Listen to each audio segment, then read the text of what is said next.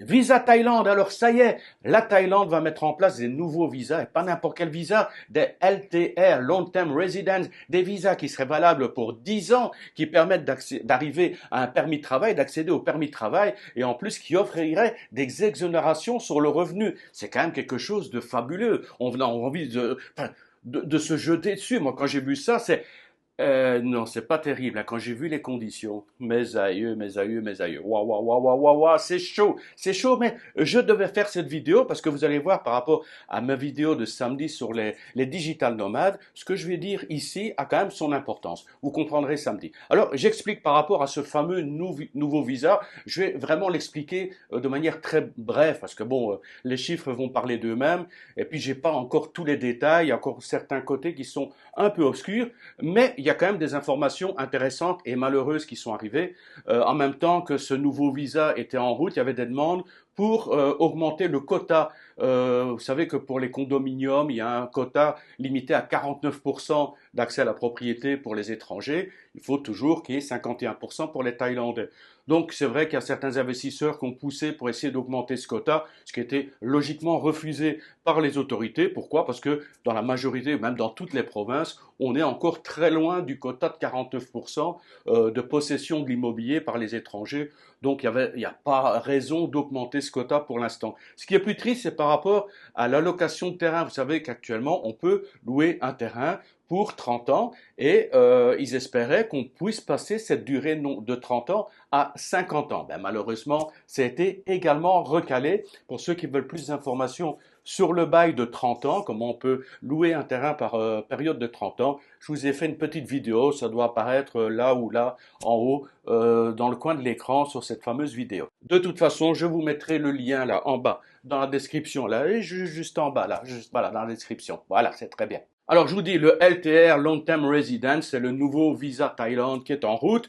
Et alors, ben, il est destiné à qui? À quatre catégories de personnes. Il y a d'abord les hauts revenus, ce que j'ai appelé plutôt les investisseurs. Il y a également ce visa qui est accessible, qui serait accessible pour, parce qu'il n'est pas encore passé à la Gazette officielle. On va encore me dire, Olivier, tu parles des choses avant que ça apparaisse. Bon, à partir du moment où le Conseil des ministres a accepté, c'est plus qu'une question de délai avant que ce soit officialisé. Alors c'est également accessible pour les travailleurs à distance et c'est également disponible pour les experts en services numériques. Alors quelques chiffres pour que vous puissiez comprendre tout de suite. Je prends par exemple l'exemple des retraités. Voilà, on va prendre l'exemple des retraités. Pour obtenir ce visa de 10 ans qui est valable par deux périodes de 5 années et tous les ans il faut se présenter à l'immigration pour faire un petit renouvellement et payer 10 000 bahts tous les ans. Alors donc ce visa de 10 ans pour les retraités, il n'y a pas de problème à partir du moment où le retraité peut prouver qu'au cours d'une année, il a gagné, ou au cours des 2 dernières années, il a touché 80 000 dollars de rente ou de revenus, ce qui fait grosso modo 3 000 euros par mois. Voilà, j'ai fait le change. Donc voilà, pour les retraités qui ont 3 000 euros de rente par mois, ils peuvent avoir accès à ce fameux visa LTR, mais attention, ça ne se limite pas à ces 3 000 euros. Il faut également que le retraité investisse en Thaïlande à hauteur de 250 000 dollars. Voilà, investir en Thaïlande, alors ça peut être dans des actions d'État. Il parle aussi que ça peut être fait dans l'immobilier. Alors là, c'est encore un peu flou. Quoi dans l'immobilier? Est-ce qu'on peut acheter par exemple un condominium, être propriétaire du condominium? Est-ce que ça rentre en compte dans l'investissement de 250 000 dollars?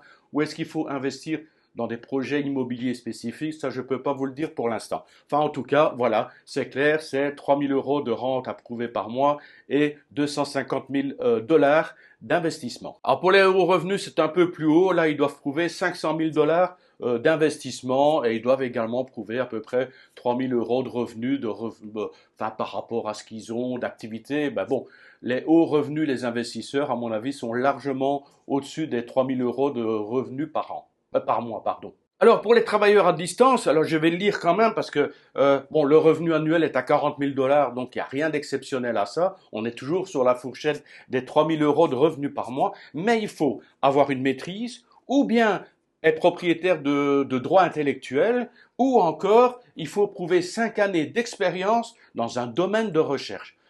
Ouh, ah, oui, c'est ça le travail à distance. Alors ces trois catégories seraient exonérées d'impôts. Bon, c'est quand même une bonne nouvelle, mais vu le pognon qu'ils investissent, ce serait quand même malheureux qu'on leur refuse quelques petits avantages. Alors il y a une quatrième catégorie qui, elle, je vous ai dit, les experts en services numériques. Cette catégorie, elle, par contre, ne serait pas exonérée d'impôts, mais par contre, c'est, je crois, 17%. Ce serait 17% d'imposition sur le revenu, ce qui reste quand même quelque chose de relativement raisonnable. Alors, ces experts en services numériques, à la base, ils doivent déjà prouver qu'ils ont 5 années d'expérience en travaillant pour une société privée, donc en dehors de la Thaïlande, et que ces sociétés privées pour lesquelles ils travaillaient généraient au minimum 50 millions de dollars de chiffre d'affaires annuel. Alors ces experts en services numériques, ils sont destinés surtout dans deux domaines spécifiques qui sont l'intelligence artificielle et les blockchains, donc ça vous donne déjà une idée de l'orientation que prend la Thaïlande. Alors là, effectivement, ils pourraient être engagés par des sociétés ciblées, reconnues, c'est surtout au niveau du BOI, Board of Investment, c'est plutôt ces sociétés-là qui pourront recruter ces experts, et si ces sociétés, à la rigueur, ces experts, s'ils ne sont pas engagés par des sociétés privées thaïlandaises, à ce moment-là, seront engagés éventuellement dans les universités ou alors carrément pour travailler pour des agences d'État. Alors effectivement, pour l'instant, il y a une grosse recherche d'experts numériques, tout simplement parce qu'au niveau de la Thaïlande, il y a à peu près 10 000 diplômés qui sortent tous les ans des universités sans avoir beaucoup d'expérience. Et la Thaïlande estime que leurs besoins actuellement, tout ce qui est numérique, s'avoisinerait plutôt autour de 100 000 personnes par an. Donc voilà, pour combler un petit peu ce manque d'effectifs à venir, ils commencent à faire des propositions de visa pour des experts en services numériques. Donc ça peut intéresser quand même pas mal de gens qui sortent des universités, qui sont dans des grosses sociétés, parce que les avantages ici toucheront des gros salaires, en plus imposés à 17% sur le revenu.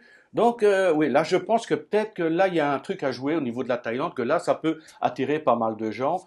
Pour les hauts revenus, pour les retraités, travail à distance, je suis un peu plus sceptique. Ils disent qu'ils espèrent attirer à peu près 1 million de personnes au total sur les 10 ans. Enfin, on verra bien. C'est un projet qui me semble un peu ambitieux, mais je pense que pour les experts numériques, il y a une carte à jouer. Alors pour conclure cette vidéo au niveau visa Thaïlande, il y a aussi le visa Elite qui essaie de bouger et de faire une nouvelle proposition. Donc voilà, le visa Elite proposerait, ils sont en train de préparer ça, un visa de 10 ans qui permet d'accéder au permis de travail. Vous savez qu'avec le visa Elite, c'est 5 ans, 10 ans, 15 ans ou 20 ans, mais interdiction de travailler. Alors ce nouveau visa élite serait réservé aux gens qui auraient pris ou qui prennent un visa de 1 million ou 2 millions de bahts, donc c'est des visas de 10 ans, 15 ans ou 20 ans. À ce moment-là, eux pourraient avoir accès à au fameux permis de travail, d'être enfin dans la légalité, mais le petit hic, et là c'est encore plus poussé que pour les hauts revenus, c'est pas 500 000 dollars qu'il faudrait investir, c'est 1 million de dollars à investir en plus. Donc vous payez 1 million de bahts pour votre visa élite de 10 ans, vous recevez un permis de travail, mais vous devez avoir investi 1 million de dollars, ça fait chaud quand même, 1 million de dollars dans des sociétés, des SARL, des sociétés privées ciblées par les autorités, ou éventuellement en bourse, mais sous condition. Je pense que ça doit être aussi des trucs bien carrés et des trucs d'État gouvernementaux qui doivent être suivis par la SEC Thaïlande. Voilà, c'est tout. Je n'avais pas à faire plus long parce que ça n'intéresse pas beaucoup de gens, ce type de visa. Par contre, vous allez voir les décisions qui ont été prises par rapport, enfin l'orientation qui est prise par le gouvernement actuellement va mettre certaines choses en lumière par rapport à ma vidéo de samedi sur les digital nomades. Sur ce, je vous dis salutations tropicales des bords du Mekong. Je vous retrouve bientôt samedi, dans 2 jours, pour une nouvelle vidéo. Bye bye.